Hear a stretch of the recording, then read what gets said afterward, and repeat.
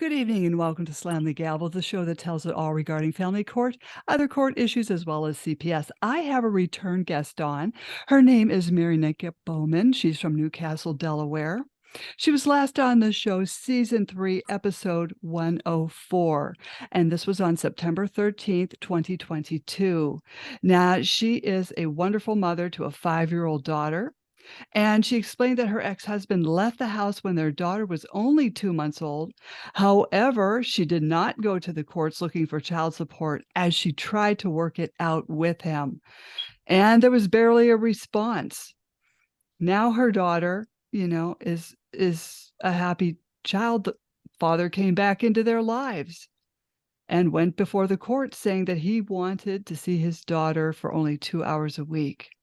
Now, Judge Natalie Haskins made a comment that it would make it harder for you in the future to get full custody if you do this. But there was really there's no problem for him to obtain custody. And this is what happens in family court. I welcome you back, Marineka and her mother. Thank you for coming on to the show. Thank you again, Mary. Thank you. I don't know if my mom want to say anything first, because she stayed with me for when all of this was going on with the exchange and stuff, because like I mentioned in the first season that I was being followed and stuff like that. And I was kind of scared. And just to get like a witness, my mom stayed with me for about, I think, maybe 1.5 to 2 years.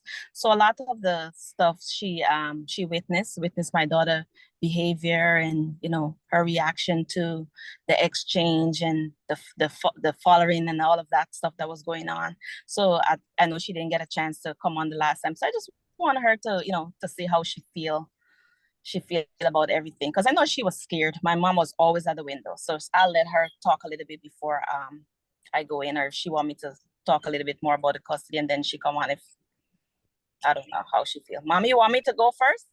Yes, go first. And then Okay. I'm gonna okay. So without losing any more time, like I said, my daughter from the last show, he left when she was 2 months and came back around like 2.5. Wanted it full custody. But one thing I want to make clear that I didn't make clear. So from the when he came back from doing the 2.5 hours visit, which was not consistent, like within a wink of an eye, I would just describe it that way. He went from doing that 2 hours to overnight, which my daughter never spent overnight with him or anybody besides me. So that was very, very traumatizing for her. My mom could, describe the screaming and running on the furniture, running under the bed, just to avoid going on these visits. And we had no one to talk to. There was nobody that would intervene. Nobody would listen, because I think because it's coming from us, we're making up all these stories. And what type of mother am I to have a 2-year-old at a time controlling where she want to go? The judge even tell me, why are you even telling her that she's going by her father? Why don't you lie and say you're going somewhere else? And I told her, I'm not going to lie to my kid. You dare not tell me lie to my kid. And even though she was at 2 years to 3 at the time, my daughter knew where we were going. She knew that route. Mm-hmm. She knew, even though I alternate routes, she knew both routes. So even if I lied to her, she would know that, where are we going? She know the building, Right, and these kids are not stupid. Yeah, she's very smart. She's very, very smart. So I said, I'm not going to lie to my kid. I don't know if you tell me to lie and tell my kid that she's not going to her father. I am going to tell her. It was already hard, not only on her, on me. You could imagine there's times that I go back home after hearing my child screaming for hours. Nobody intervened, even though we were doing the exchange when he started doing the overnight and the 2-hour visit at the precinct, which I'm going to come to tell you. The judge, even though I plead, she moved the visitation, the pick up and drop off from the precinct to my house. Even though I plead and said I'm scared, I live by myself, I do not want this pick up and drop off to a car at my home. She still moved it from the precinct to my house. Right? She moved this pick up and drop off from the precinct to my home. So like I said, they have, before he comes and pick up my daughter, he had people driving around my home, scoping out. I don't know what they think they were looking for. They had people who were coming in the car with him. There's one occasion, like when his father was alive, his father was one of the person that was coming. And then at one occasion, he had another individual at the back of the car who actually covered himself with a blanket to avoid me seeing who they were. So that person who covered himself with a blanket, I didn't know who that person was. Until this day, I don't know who that person was in the back, because they covered themselves to conceal themselves. So, my life has been put in danger in so many case, scenario of this case is just crazy. When I tell people about this story, they ask me, are you talking about a Lifetime story that happened in the movie? No, I'm talking about what's going on in Delaware. What's going on with me? What's going on with my child? And this was very hard for me. I honestly, I thought I went into depression. I didn't want to hear the birds sing. I didn't want to hear the TV. I didn't want to hear the mailbox, which the mailbox door slam. That gave me so much anxiety. And after listening to your story, Marianne, that mailman was my biggest anxiety. I did not want to see my mail guy. My mail guy is a sweet guy, friendly, but during that time, I did not want to see him, because it was one court paper to the next, to the next, to the next, to the next, to the next, to the next. And like I was just explaining to you, I don't know how my ex-husband is affording this attorney, because the last I checked as a DMV investigator 2, you only get about $40,000 a year. $40,000 a year. He have private detective. He have the same lawyer for the last 3 years. And she is filing from one petition to the next. From this year, May, I would say from May to July, she already filed 8 petitions in the court. All these emergency ex parte that she want my daughter to be removed from me, removed from my home, because my daughter say this or my daughter say that. No concrete evidence of anything of that my daughter is in danger at my home. So I guess because they know that I'm advocating, I'm speaking out of things that they did wrong with all the allegations of abuse, and they still had my daughter at my home from 1 week, Wednesday to Friday, and the following week is from Wednesday to Sunday. Without supervision, nobody was coming to my house and all of that kind of stuff. So if you were scared of all these abuse and allegations, why am I having unsupervised visit? So now they're trying to, because I'm speaking out on all the things that they have done wrong, they're trying to fight me at every cost to get my daughter completely away from me. I work in a prison, and they had people there with drug and alcohol issues, and they put them through programs, and give them opportunity to reunite with their children, and still have right as a mother. And all these allegations, all my rights has been taken away from me. All of my rights. I have no rights of my child education. I have no decision-making rights with a medical. I have absolutely no right at all. I was never involved in any drugs, gangs, nothing illegal all my life. Most of my long career is in law enforcement. I was never involved in anything of the contrary that you'd strip me of my rights, because based on allegations and the father said this and the father said that and this person said this and this person said that, it's just crazy. And I was telling you from the last season with the co-parenting, the co-parenting council. So there was another co-parenting counseling that we went to besides the one that I spoke on in season 3. This other doctor that we went to last year, April, we were supposed to, my daughter's father was supposed to arrange counseling. He did not go for anyone free. They have counseling in Delaware. They have this Delaware Coalition that offer through the manhood program, offer co-parenting classes. for free. He went to somebody who charges 2,500 for 6 sessions. And if you only use him to go to court to testify for you, that money is deducted from that 2005, which is going to decrease the amount of sessions, co-parenting sessions you get. You're going to have to pay, and which exactly happened to me in my case. So he could have gotten it for free, but he chose somebody who pay. Yes, to pay, yes.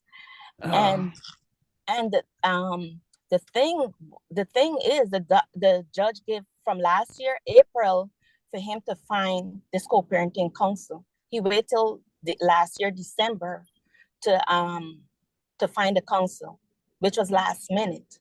And between paying for all these lawyers, and like I said, my family helped me a lot, and this has been a burden to me, burden to them.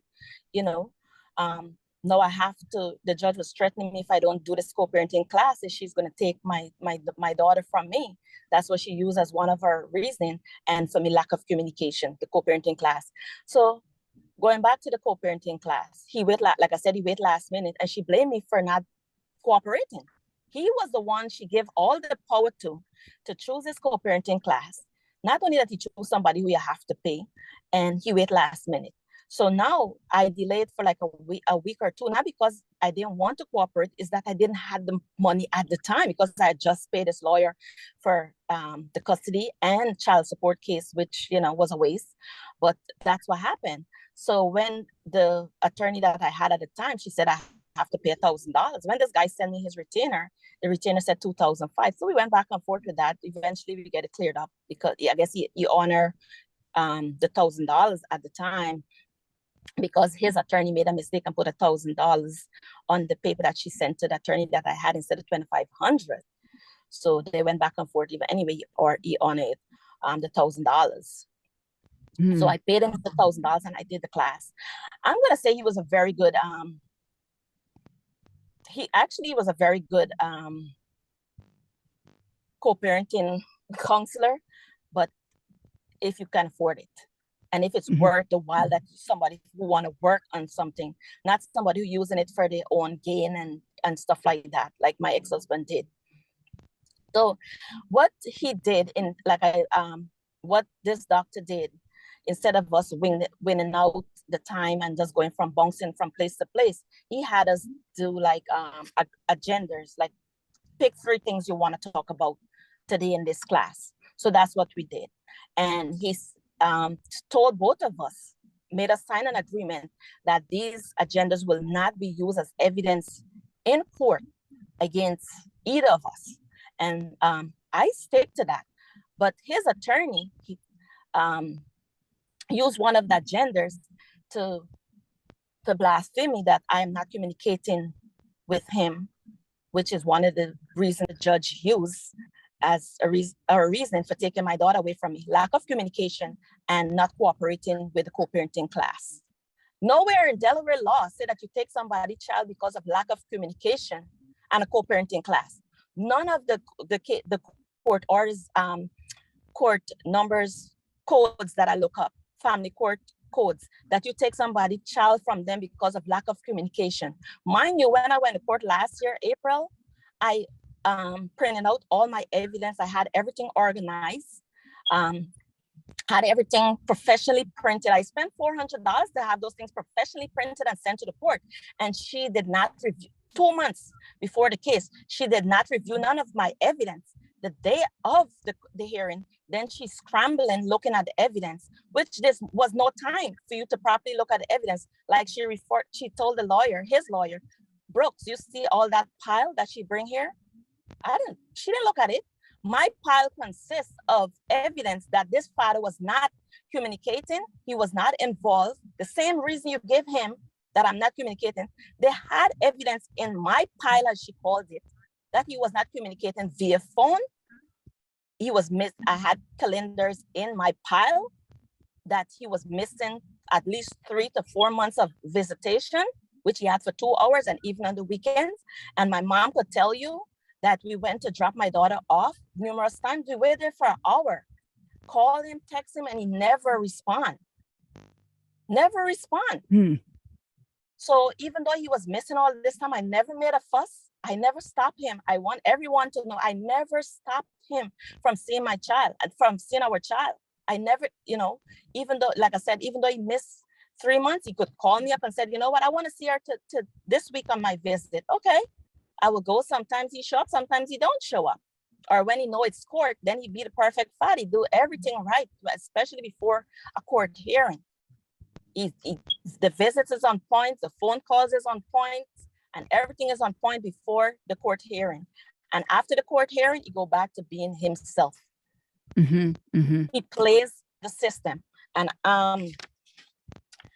but I just want to seeing that my mom didn't get an opportunity to come on like the first time, I just want to give her an opportunity to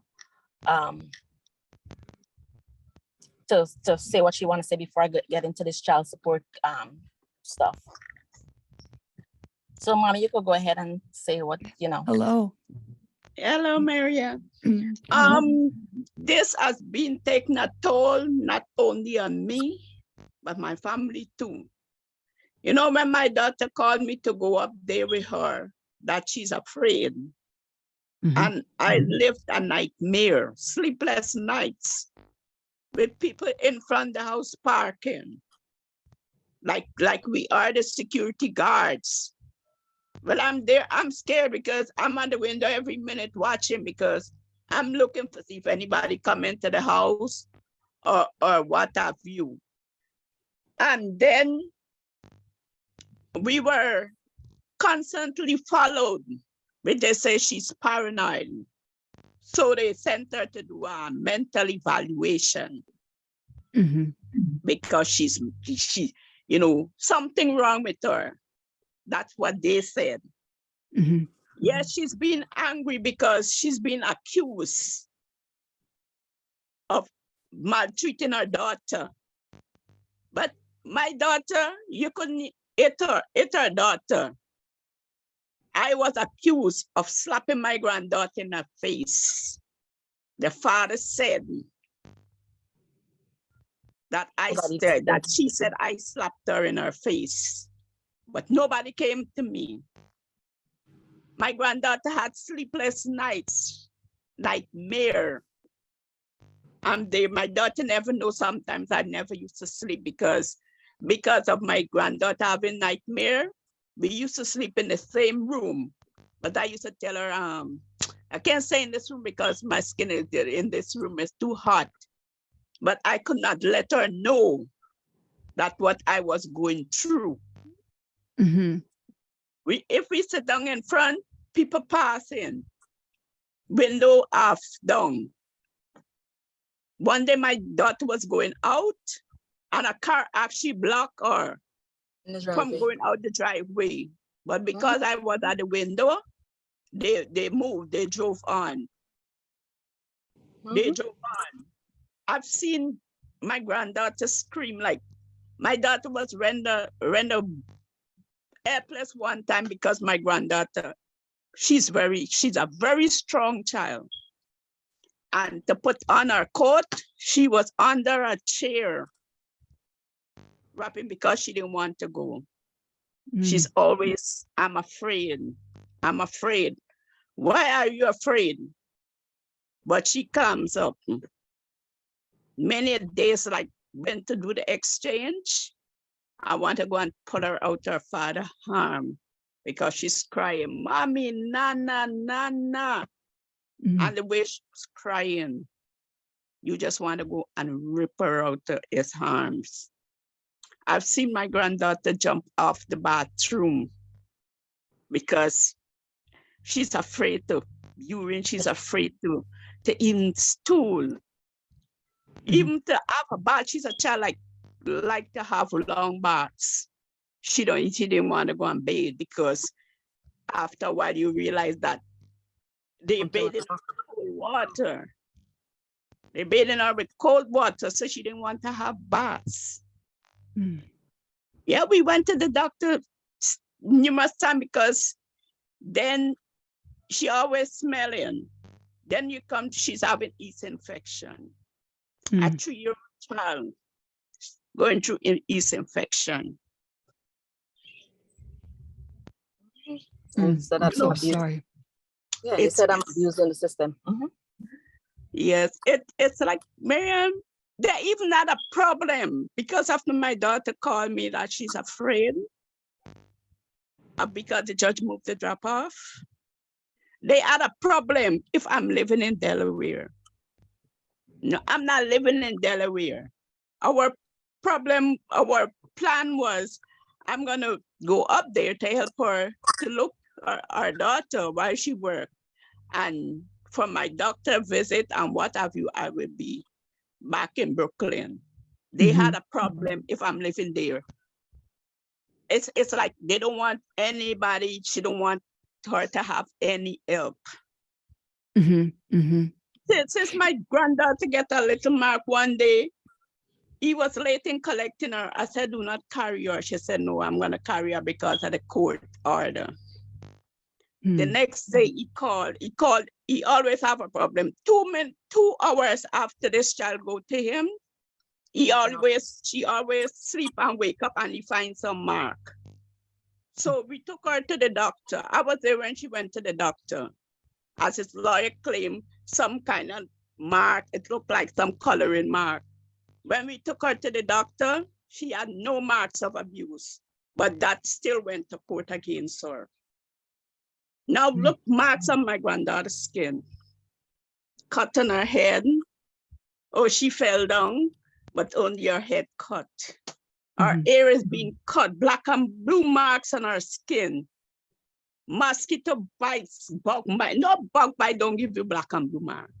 It's either you eat your skin or somebody pinch her hard or something. But what is being done? Nobody. Even to the ACS, they lie. Because he claimed that he talked to the investigator, that he spoke to my sister, and she had such a deep accent that he couldn't understand a word that she was saying. And the other girl that he spoke to, she had nothing pertaining to the case. She was one of the person that called. You even go and lie about how many rooms my daughter have. It's just like, where do we go? Where do you turn? It's a living nightmare. Like how everyone cannot see even what's going on with her. It's an app. Nobody coming to check what really happened to this child. But they brand her a liar. She's a survivor. From day one, what she's saying, she has been saying one thing. Even though she's changed her story, she is a survivor. Because she realized if she spoke the truth, she's gonna be punished. That's how I see it. So she went to the doctor. 4 doctors. Why is she seeing 4 doctors? My granddaughter been questioned without a lawyer, without anybody from the district office general. When they with her father is there. So what do you expect? Why is she a 4-year-old child? Why she's being questioned without a lawyer? But it's been a nightmare. It's a mother night. It's a nightmare. And, you know, I question myself sometimes why mothers kill their kids. And I applaud my daughter for being strong because nobody listened to her. You know, she's crazy, so nobody not listening to her. So what would it take to happen to my granddaughter for somebody to listen to her? And that the problem with family court is when the opposition just rattles off a false accusation, the silver bullet of you're mentally ill, then they just run with that, or some other accusation. I don't know how they get away with it because this happened to me, but I'm hearing it from other guests I've had on that as soon as the opposition says any falsehood, the judge believes it and they go along with it. Yes. But even to when they had to do the mental evaluation, the doctor that, not the mentor, the counselor that he went to, when my daughter went, the counselor said he never heard about him. He never went to him, but he had a letter from that. He went to that doctor. He said, and there's only 2 doctors in that name and his son, which the son didn't start practicing as yet. So where that letter came from, it didn't came from him. Mm-hmm. I just want to So make some help make that situation clear with my mom. What she's trying to describe, that when they send me to do the mental health evaluation, they also send her dad to do a mental health evaluation. And so happened that the counselor that did the co-parenting counseling with us, he stated that he went to that doctor to do his mental evaluation, and that doctor stating that he never did his do any mental health evaluation for him, for my ex-husband. And the only person that have their last name is him and his son. They're the only 2 with that last doctors in Delaware with the same last name. And so he don't know, when he checked his son record, he claimed that my ex-husband did not do a mental health evaluation with his son either. So I know, but like I said in the beginning, he was a very, very good co-parenting doctor, and he tried to keep us on track and keep my daughter's best interest at heart. But there's certain people you can work with and some people you cannot work with, regardless, no matter how good of a doctor or good of a co-parenting counselor you have. When people want to work with you, they work with you. When they don't want to work with you, they don't want to work with you. So, but let my mom continue. Just want to make that clear. Mm-hmm. Yes, Nikki, sorry, glad you cleared that part up. Yes, Marianne. So it's just like whatever the father said, it goes. Mm-hmm. Whatever my daughter say. But I'm saying it's about my granddaughter having the right counseling. She's a child like to play with dolls and she talks to them. Mm-hmm. Right now, she's a perfect mother with her dolls. She would take even the stuffed animals for a walk, or dolls. Like, you cannot make them fall.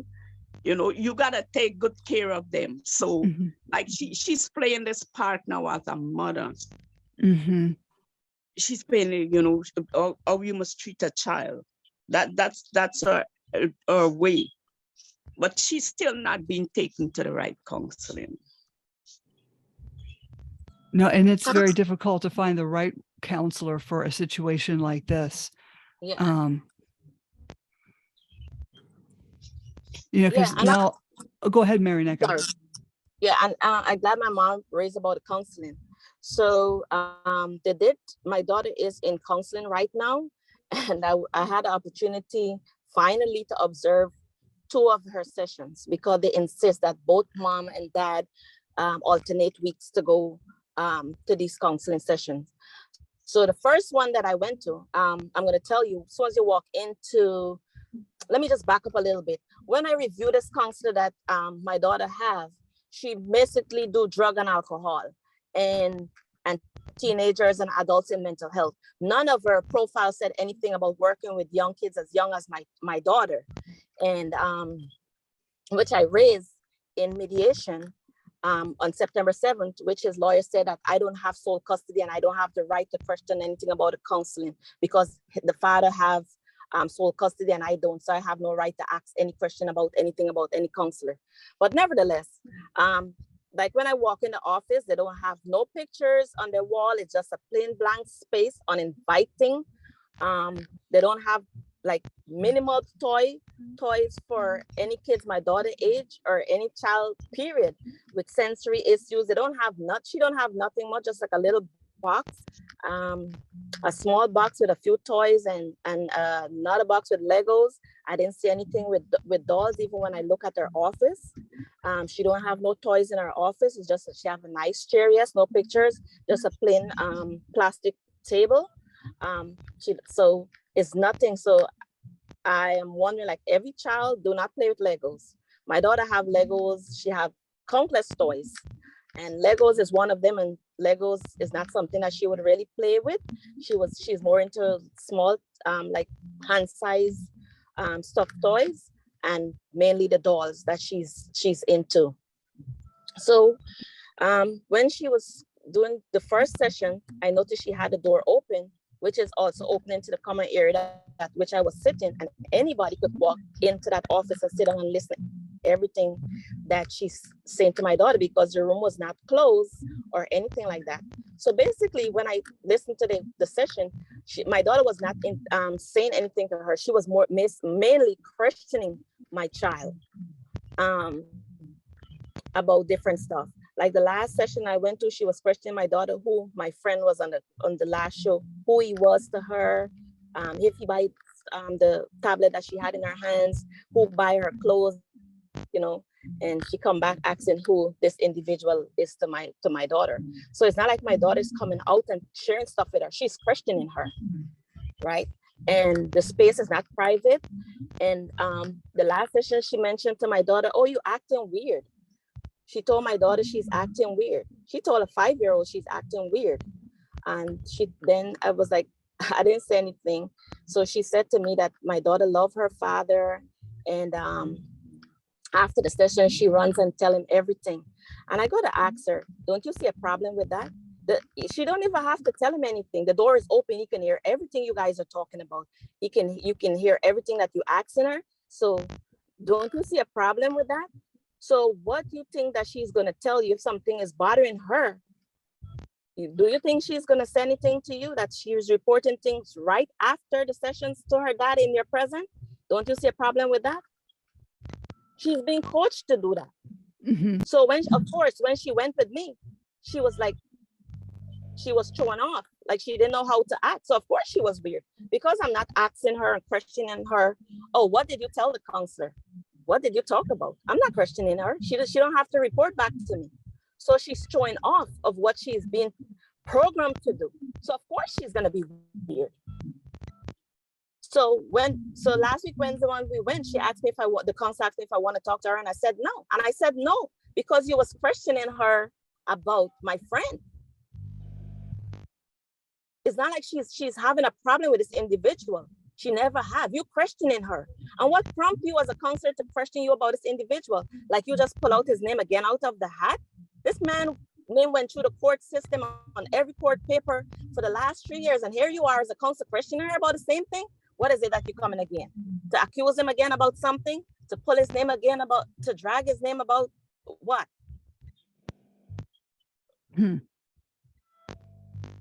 So right away, the counselor, she's not ready for my daughter. There's no way. No. She told me that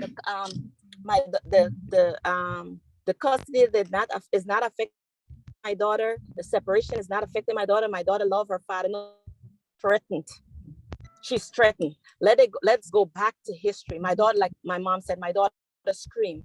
Even when we went to the Child Inc. Center where we do the exchange, my daughter screamed. The first time we went to that center, my daughter was pushed into the car by the supervisor because she was fighting not to go into that car. Into that car. She was pushed into that car. You was inside the building. I was inside the building. And you could hear my daughter scream from the outside of that building, which is concrete.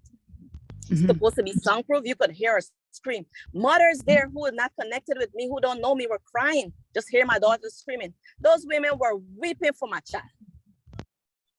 Weeping for my child. The way she screamed. But she was still pushed and forced to go with the dad. And the supervisor, she didn't see nothing wrong with it. Then one day she come asking me what's the problem. So I tried to explain to her, but she was already, like you said, collusion with her father. Because the first question she asked me when I went to the visitation center to register, why are you stopping this child from seeing her dad? Why is she not seeing her dad? I was like, where you get that from? Why she can't go there?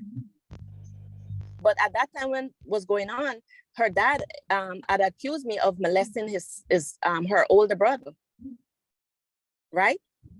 He accused me of molesting his older son, of taking inappropriate pictures. But the pictures that I took, Marianne, that nobody could know if a dog or a cat, what he did when he was planning to move out, and he had this all orchestrated. He had his son sleep on the floor in a little blow up kind of little bed, and he had a bedroom with everything in it. And he put this child to sleep on the ground. He was covered from head to toe. And I took a picture to show my mom, like, look, what are you doing? Show his father too, like, look what you're doing. But you could not tell who is under the blanket. But yes, he went and accused me of molesting his son and taking inappropriate pictures and all of this stuff he did to me. Right? And so that's it. So with the counseling, yes, she's not in the right counseling. No, these counselors are not equipped to handle these court situations. I don't know of very many that are, unless they're famous. And then I want to go back to the center. That center is supposed to be facilitating peaceful drop-off, staying neutral. They're not neutral. They're all in collusion, like with the court and the lawyers and everything. Because I complained during the summer, I had a dialogue with the supervisor about my summer vacation. I put in the time for my summer vacation and I notify her. I said, look, this is a day we would not be dropping off because it's my vacation with my daughter. And this day, I would not be using the center.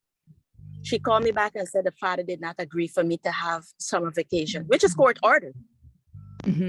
She denied my time because he had an issue with it. His lawyer had an issue with it. And no, she was communicating with his lawyer. She complained to the lawyer that I am emailing her because I talk about my summer vacation, that she don't have the right or the power to either approve or disapprove my vacation time. It's not in the court order for the center to do that. But that's what she did. So not only that, I didn't have Mother's Day, I had the week before Mother's Day, I think Memorial Day I didn't get, and my summer vacation. All was denied. And this partially come from his attorney too, sending out these emails that all of these court order visitations and time that I supposed to have with my daughter canceled. And again, I never received anything from the court. I never received anything from DFS stating there was an issue, why why these obligations is not met. I never received anything from the court. So I write the supervisor from the center and I said, there's no in the court order. I don't care what you tell the lawyer. You should not be in communicating with the lawyer anyway. If you have a problem with me at the center, you have a policy, you write me up there. You never write me up there. Why are you complaining to her? Why are you emailing her? Why is she contacting you? Why are you guys contacting each other? Nothing could be fair. And I'm going to tell you, I want to back up to one other situation. This same supervisor again at the visitation center. When I first started doing my visitation, I was coming from New York to Delaware and I was a little late, but I did call them like 2 or 3 hours in advance and said, listen, traffic, I get stuck in traffic more than one time. And I keep in communication with them all the way until I reached the center. And they said, if he agreed to wait on me, it's fine. He did agree. Even though he agreed, they still turned around to write me up because they wanted me to be in violation of being late and so that I would not have my visit. So the time when I was coming from New York, I didn't have time to I had my nieces in my car, my brother, 2 kids, daughters. They were at the time 6 and 7, and my uncle who could barely see. So I was trying to figure out how to get into the parking lot. They figure automatically I'm supposed to know that parking lot. This is somewhere I never went to, even though I live in Delaware. I never had to go there for no reason. So I'm not familiar how to get in and out of the parking lot, at the beginning. So I went in there. So I parked at the back of the parking lot. My nieces and my uncle that could barely see was in the car. So she told them to get out the car. She told my uncle to get out of the car with my nieces and to stand on the street at a corner of a busy intersection. If she watched how my uncle was walking, and I sure she talked to him, she would realize that he couldn't tell which direction she was standing. But you put him at a corner with 2 young children because you didn't want him in the car. When she could have simply tell me to move my car and park it somewhere else and let them stay. But no, she tell him to get out my car. She tell him to get out my car and put him on the street. And they were scared and petrified, like, what the hell? We don't know this place. We don't, he can't see. Like, my nieces that had to lead him to the street. Like That's terrible. So she, like I said, she denied my summer vacation, even though she don't have the right. Everybody feel I have the right. They have a hand in my court order. I have no say. The court order don't matter. I guess the judge don't matter. But the judge put herself in this position. They're not following the court order. She said even when he was late getting the co-parenting counsel, she said in court loud that he didn't do nothing wrong and stuff like that. So, but I just want to read a quick thing when I told her that she had no right, the supervisor at the center. This is what she wrote me when I said you didn't have no right getting involved with the canceling my vacation and approving his. She approved his visitation in the summer, right? Which he took the entire August because he didn't want my daughter to be part of a dancing. So she wrote me back. Per your orientation, please be reminded that we are not a therapeutic center. And as such, we do not offer therapy. We do not provide evaluation for parents, guidance, negotiation, mediation service. This information was presented, agreed upon, and signed during your orientation. I have attached a copy of the FVC court testimony contract for your review. Additionally, when we reviewing these documents, please know that family visitation does not only provide safe and neutral visitation environment for the children and family. As such, I are not facilitators for cohesiveness. You hear what I want to read back that part.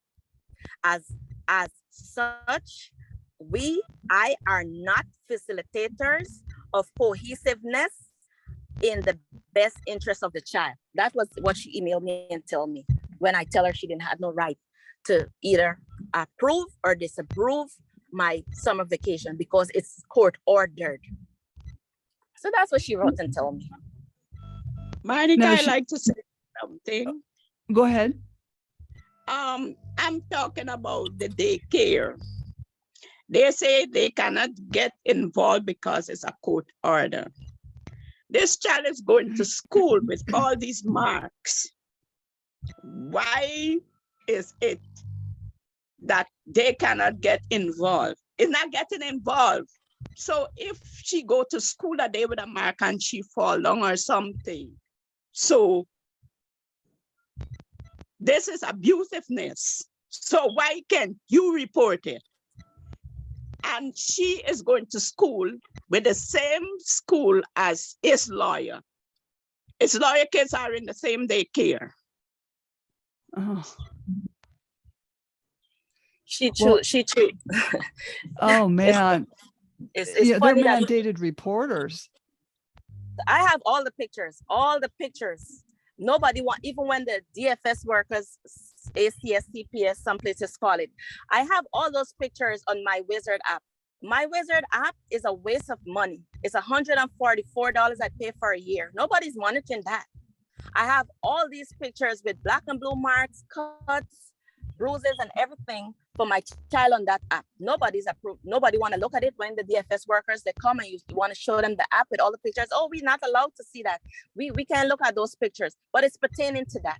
Like, for example, right now, as of July, I would say July 11th, a DFS worker came to my house because my daughter had a belt, which is a belt buckle mark imprinted on her hands.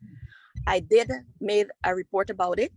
I did talk to the dad, and he said she just simply scratched herself, whatever. That went on for a couple of days. Then that turned into investigation against me. So what I usually do is take pictures before and after my daughter, that picked my daughter up. So I had pictures to prove that she didn't have this mark. I had emails and texts through the My Wizard app showing that, I did ask about this. So why are you investigating me about this? She came on July 11th to investigate me for this mark, this belt, supposedly buckle mark. And today's August, October 17? Today's Yeah. October. She never called me back. She never keep in communication with me. I don't even know if the case is still open or closed, right? They never came back. When I give them all the pictures and show them proof that she did not come to me with that mark and all the other marks that she have, and they haven't come back to me. It's October 17th and she came on July 11th. I called her once or twice. She never returned my phone call. And I told her before she left, I said, you know what? I don't want you guys to come back to my house because every time with a blink of an eye before you spit, you can call and tell you anything and you come to my house. But if I call and say something is going on with my daughter, there's an issue, you guys do not come. Even if you come a month after. I have pictures. You don't want to look at the pictures. Nobody want to look at the pictures because it's against the rules and against your policy to look at the pictures. So if you come in a month after, what are you going to see? You're not going to see a mark. Obviously, I have to show you the pictures, which you're not willing to look at, which you turn a blind eye to look. And this has been going on for almost 2 years. They have so many signs. My daughter has been abused at that house and she's still there. Like, for example, I pick her up this Wednesday gone. And we was rushing because she had a counseling sessions and I was rushing in between sessions to go to the counseling session. When she was coming out, I noticed that she was limping. And I was like, what's wrong? I noticed you limping. And she told me her brother beat her at the bottom of her foot. Now he get too smart. He watched too much a movie. So now because they know that I'm making all of these documentation of everything, every mark, now he's beating her at the bottom of her foot like nobody can tell. So all this weekend I had her, she was limping. And she said, Mommy, please do not say anything. You could imagine. She said, please do not say anything because they're going to beat me more. Oh. So I just asked him, I said, did you know what happened to her foot? And he said, when she left, every time, no matter what it is, black and blue mark cut, nothing ever happened at his house. Ask the daycare, right? Ask the daycare, they never know. They never see, they never hear, they don't know anything. They're deaf, dumb, and blind. So she was limping this weekend because she was bitten at the bottom of her foot. Was there any marks? I mean, like as far as like blood? It wasn't red. So, but she couldn't press on it. Like if she pressed on it, then she, it was hurting her. She walked a little distance, it was hurting. And but they done accuse me of abusing the hospital system and all of this stuff. So I it's like, should I go forward? Should I go backward? Should I go side? I don't know which way to turn. Because last May of this year, my daughter opened up to a friend of mine that she was turned upside down and beaten in her vagina. Like her brother told her he's gonna beat it up. He beat my daughter on her vagina. So my friend reported this to DFS and some other people calling. They turned around and started an investigation against me that I'm abusing a hospital. I'm making all sorts of false allegations. I'm abusing my daughter psychologically by putting all these things in her head, right? So some of the things that she was telling this girl, I did not know because she was explaining that there were children coming over and she had to come out of her bed to and sleep on the couch so the children could sleep on the bed. So at the time I thought it was he was seeing somebody who was having half kids. But now it's clear to me when the cousins that come from out of state, they make her sleep on the couch and the cousins. So long after, but nevertheless, they started an investigation when after my friend called DFS and stuff in May of this year, reporting what my daughter told her. They started an investigation against me. They took me to court. Him and his lawyer took me to court to have my daughter taken away from me because I'm psychologically abusing my child. Note when she go to the hospital, they did not do no rape kit or anything, right? They did not do any rape kit. The nurse at the hospital, very interesting, that RN nurse, she find herself advising my ex-husband that he should start a case against me because I'm psychological. It's too much a test, too much a rape case, which she, even though she was taken to the hospital numerous times for some of the allegations, and it's like I said before, she had a lot of yeast infections going on. She advised my ex-husband to start this case because it's psychologically affecting my daughter. Even the DFS worker told my ex-husband to start the case against me. Yes. So how could you be neutral? So all of that went on in May this year to June. So that in June, I think 24th, I went to court. At the time, I didn't have a lawyer. I did write to the court. I did petition to the court to give me time for an attorney, which they never gave me. The judge claimed that she did not see my paperwork asking for time for an attorney. And I said, I would like to have an attorney present for this, because now you threatened me to take my child. I would like to have an attorney. She said, no, don't worry, you're gonna have your time for an attorney. She went ahead and cross-examined everybody. She had a whole bunch of DFS workers there, this nurse.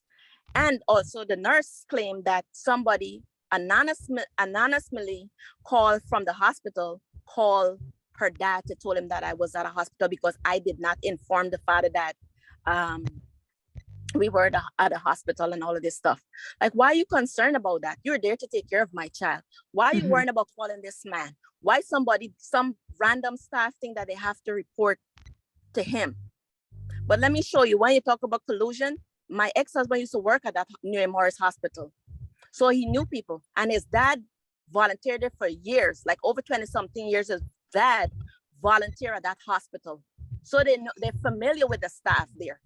So every time I go there, people calling him and they're not looking at my daughter. So it's going like, oh, I'm crazy because I have all this child support case, because I have custody. I'm making all these allegations. I am advocating for my child. I advocate for other people's children. Why wouldn't I advocate for my other child? I had sleepless nights. I went into depression. There's times that I didn't want to eat. This time I didn't want to talk to nobody. I went through it, Mary. I went through it. I went through it. There's times that I driving on the road. I had, like one time I was driving, I forget where I was. I was like mentally lost for a second. I forget where I was. I forget where I was going. I had to pull over like for half an hour to catch myself and to remember, to refocus. Where am I going? I was lost. I remember I was lactating. Anthony, just give me 1 second. I was lactating with my daughter. You know, I was unable to lactate anymore. All of that, people go through so much in these cases, you know. Not only that, it take financially drain you, mentally, physically, emotionally. It takes a lot. So like my mom mentioned, you know, you see why people murder their kids. There's no way, there's nobody I could have talked to. Everybody is in connection with it in this case. What is it for them to benefit in it? I don't know. You see, is attorney too, she's an issue in this case, because you see, she used to work with domestic violence people, and she still has connections with all these departments. Everybody's reporting to her, and she's dipping her hands in everything, right? So to benefit him and not my child. So all of everything that is going on with my daughter is going unheard of, going on deaf ears, going on blindsided and everything, because she's dibbling and dabbling in everything. And that judge never put her to her place.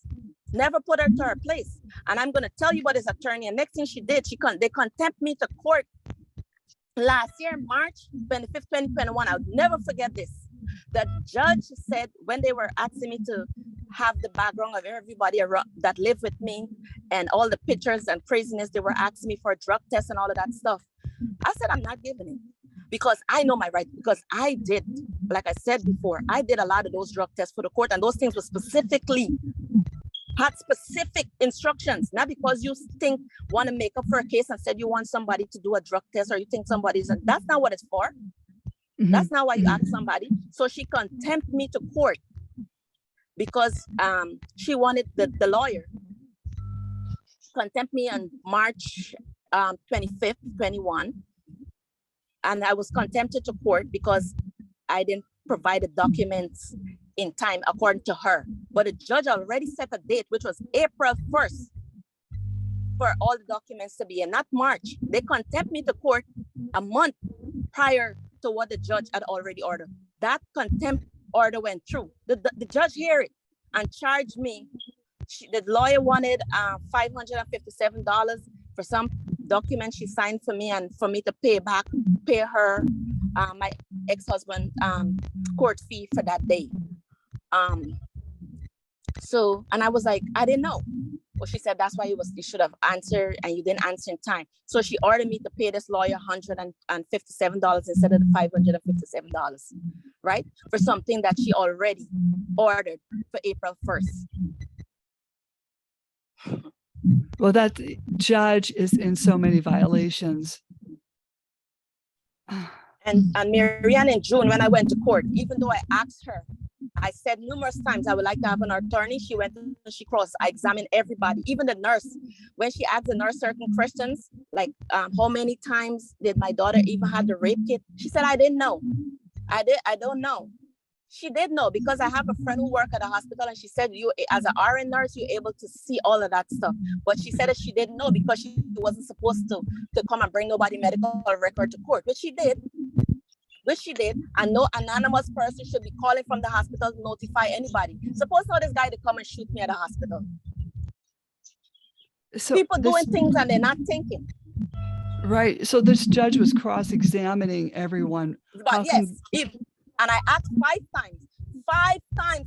I said it 5 times. I would like an attorney present. I would like an attorney present. I said, are you refusing me an attorney? She said, no, I just want to get through this emergency hearing. Which she did. And at the same time threatened me that she's going to put my daughter in foster care. I'm so sorry. You know, I don't know why. Nobody, and I don't understand.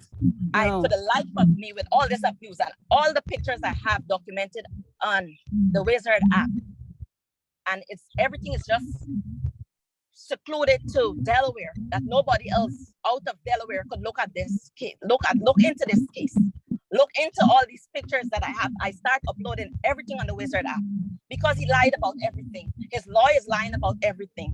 She have full power over the judge. The judge making one order, she's making another order, and you confuse at times, like who really is the judge in this case? Now you have the supervisor from the Child Inc. Center is approving and denying my vacation time. So they have so many cooks in the pot that messing with this court order that is not going in accord to what the judge write. But she allowed it. She put that into motion herself. You know, she put that into motion herself, that judge. But I think my aunt want to say something. So, and okay. And after this, I want to talk about this child support thing where I'm arrears already $12,352 in. Good morning, Mariam. I just want to say to you, I would like to know where this case will go from here. And the child is dead. It's been effective. I'm having trouble hearing. I said, good morning. I said, I would like to know where this case would go from now. This child is being affected physically and emotionally. Right? I was one of the persons we reported to DCS for what? Yes, about the rape. And he said he couldn't understand me. He asked me, he said, whatever you know, whatever more you know, call me. I did call him and he did not answer his phone. Only I heard he went to court and said I was speaking with a deep accent, so he didn't understand nothing that I was saying. You know? It affected me too, emotionally and physically. It affected me. When Marineka used to end up talking to Marineka 1, 2 o'clock, 3 o'clock in the morning. You know? A child is involved. It's a big folk, not a big folk. She's a child, yes. A child with 5 years. You know? So everything is so one-sided there. Everything is one-sided. You know? And That's how a lot of CPS cases go, is one-sided, I have found.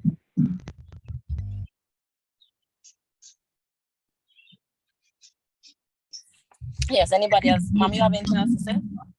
Because But if you leave the child when the child was 2 months, never turn back, and then Mhm. you will give the father full custody, something is wrong. Right. but Marianne, my granddaughter loved dolls. But on one of her dolls' face, she took the pen and it was scratched up. And that looks very, very frightening. Very frightening. Even when she started licking people's skin. And she was actually fighting you to kiss you in your mouth. And I told my daughter, I said, something is wrong here.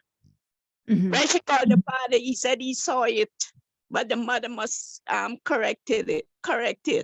If you as a loving father, or you proclaim to be this good father, see something that she's doing that which is not normal, why didn't you call the mother and say X, Y, Z, this is happening? Mm. But from day one, she's calling one name her brother. And I they will don't care never separate them. her brother. Mhm. And she's still being left with that brother. Mm. Well, this is all being spun, so your daughter has to pay child support. Yes. It's And crazy. yes, and they know that you're working. And I don't know, is he working? No, Yes, she's not working. I'm not Hold on. working. Hold one second, mommy. She asked me if I'm working. Right now, I'm not working. Like I mentioned that I got injured in the police academy, the last day of the police academy. So from there, I'm getting $1,500 a month disability from that job for that injury, because it happened in the course of the training. Nevertheless, I start working, I would say in mid 2019 to 2020, I start working at a school as a behavioral interventionist. I lost that job. I lost that career. Those Mhm. people fired me without even saying that I was fired, because the constant, I guess, DFS investigation and allegations with my daughter, they just fired me. They never tell me until Mhm. I went to drop a keys after sometime in the pandemic. They want access to the room that I had. And then is when I noticed that they already hired somebody else, and they never told me that they're not interested in me. Nevertheless, when I went for child support, they calculate that income along with my disability, which I don't want to acknowledge that I'm on disability. And they chalk up everywhere that they could chalk up, and have me paying him $900 a month. Mind you, when he left, when I tried to work out child support with him outside of court, I said, all I need help with is the daycare. This is how much a daycare is, $225. If you could give me $100. He said, no. Could you give me $50? He said, no. Could you give me $25? He said, no. Whatever the court give you, that's what you're gonna get. But Marianne, he had his plan. My ex-husband had a graphic design business besides his regular job as a 911 operator. Mhm. He went and filed. He had this business for 18 years. Before that case, he went and filed bankruptcy. Did not produce the papers, his tax, anything when he went for child support. Whatever paper he gave them and whatever he tell them word of mouth, that's what he went. He was barely paying me. I think it was $189 at the time. Mhm. $189 or something like that. What it wasn't at the time, it wasn't quite $200. But he went and filed bankruptcy for his business. He did not put in for his taxes or anything. So he was just paying me this amount. But I never bothered him. So now this table flipped for me to pay him $900 a month. They chalk up everywhere that they could chalk up. And Delaware, I think, have some rule where you have to work 40 hours a week according to child support. So they charged me against that because I was only working 50 hours per week. But when I was working 50 hours for every 2 weeks, I wasn't obligated to pay child support. He was. So I don't know how come they chalked me up of hold me to the obligation of 40 hours when I was not the obligatory for the child support at the time. But that's how it is right now. No, they do this to everyone. So now I got a letter from the motor vehicles last month stating that my driver's license is going to be indefinitely suspended for child support. When I go to DMV in Delaware, they said they didn't know anything about the letter. And I just want to make it clear, my daughter's father is investigated with DMV. So they claim that they didn't know about this letter. They never sent me this letter. And they don't know why I'm thinking like I was crazy. The ladies were asking me, like, why you think your license is going to be suspended? There's nothing on your license to be suspended. There's no note here. There's no violations on anything. I said nothing from child support. She said nothing is here. Went back to child support, and I keep telling them, I said, I can't afford to pay $900 a month. I'm on No one disability. can. Yes. So there was like, oh, we're court driven, whatever the court say, that's what you have to go. I filed for a ROCO for the judge to for a judge to review the child support. They send the ROCO to the same judge that's already handling my messy custody case. They sent her the child support ROCO.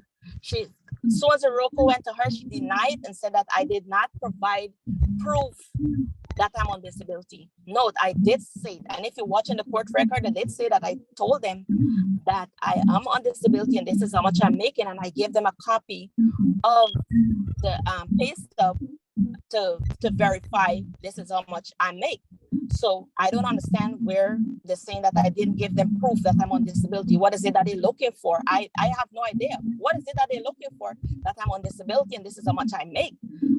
So now they had somebody called me from child support, not write me, called me. After I get numerous threatening letters, they want to suspend my license, they want to revoke my passport, and all of this, back-to-back letters I was getting. So, I went to them trying to work out a reasonable agreement with them, because I was of the opinion that I had to pay this $900, which I know that is going to be a strain on me because I have my mortgage, which is lawyers said in court, she don't care if I have to pay a mortgage, she don't care if I have to buy food, she don't care nothing about that. But according to Delaware child support law, you have to consider people's basic needs. What are the basic needs?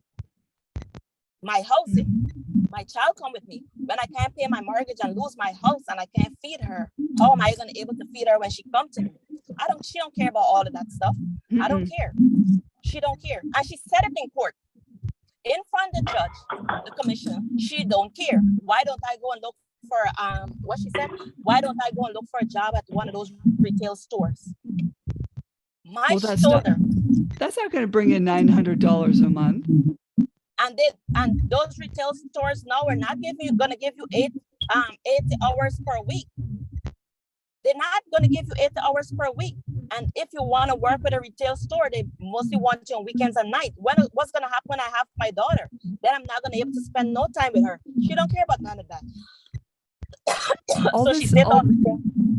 All this judge cares about is the Title 4D funding incentives.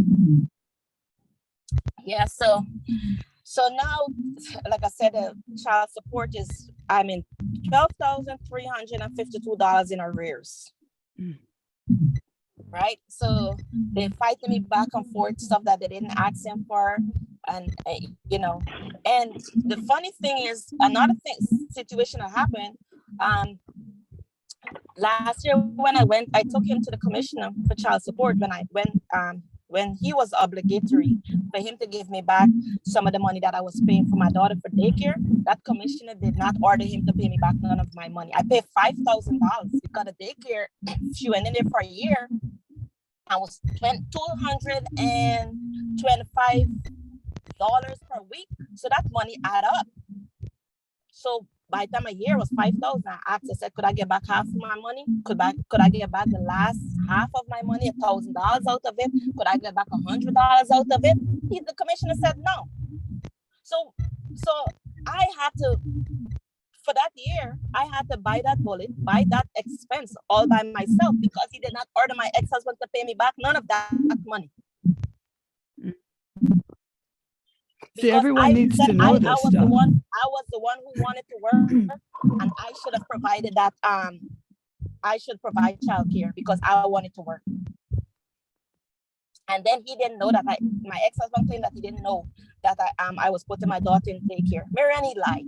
I have emails, I have pictures, I document every single thing dealing with him. And now that he lied so much about everything, I turned my Wizard app into a document, like a notebook. All the pictures, everything is on my Wizard app, which is like a waste of time because nobody reviewed that either. You know? Yeah. And the My Wizard is a platinum member of the AFCC, which is disgusting in itself. Yes, I saw somebody put up on Facebook. Yes. So this is just like so much layer. And, you know, with all of this, like I'm like, you know, trying to meet this obligation because I don't want my license to be suspended. I call up my friend that is a realtor, said, we have to do something with my house.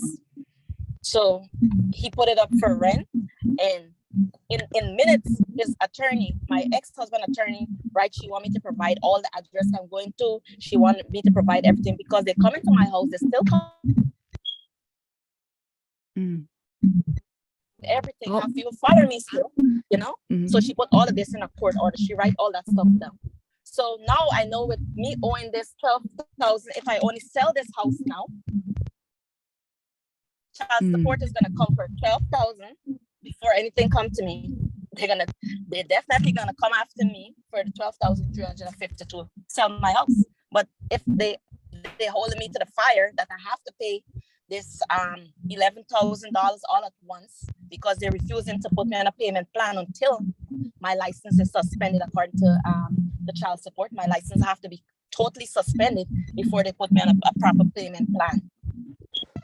And they're expecting your relatives. They want to extort money out of your relatives to pay this amount. Right.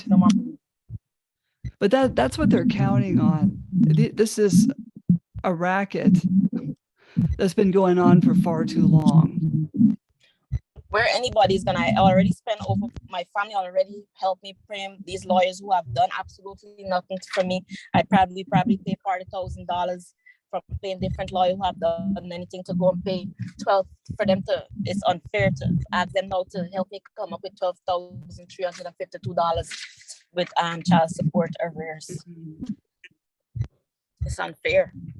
It is. So it's a form of slavery that they're putting everybody into. I don't understand how you could say that you don't care about people's expense. You don't care about what people have to do. This child is coming with me every week. How could you say you don't care if I have a roof over my head? How could you say you don't care if I have food? How could you say that you don't care about my basic needs? It's not only me. This child is coming with me every week. And the schedule that they give me for her is to suit his work schedule because he works at DMV and on Wednesdays, there is this late day. From Wednesday, they work, I think, from 12 o'clock to 8 or 9 p.m. at night. So that's why they have me getting her from Wednesday, every Wednesday and every other weekend, because some weekends he works too as an investigator. So however they set the schedule is to suffice his work schedule. They don't care what I have going on. No, they don't. I would like to have you come back on, to talk about this some more. Is there anything else you'd like to add? I have a case coming up and I'm going without an attorney on October 21st, which is this Friday coming up. I can't afford to pay an attorney, so I will be representing myself per se. And I do expect a lot of craziness, you know, injustice again, because I'm going with an attorney. I can't afford an attorney. I can't afford to keep paying these attorneys and they're not doing anything. Right. I don't have money, Marianne. I do not have money. Oh, I'm so sorry. You know what? Because I'd like to have you come back on for updates so we can see how you're doing. But hey, don't jump off, any of yous, okay? Slam the Gavel is a podcast to help the public understand what really goes on in these family courtrooms. I'm your host, Marianne Petrie, author of Dismantling Family Court Corruption, Why Taking the Kids Was Not Enough, and Cry Out for Justice, Poems of Truth. Please join us again here with Marineka in the future and other exciting guests. Thank you again, Marineka. Thank you, Marianne. Thank you. Thank you. Thank you. Thank you, Marianne. Thank you all. Don't jump off. You. Bye.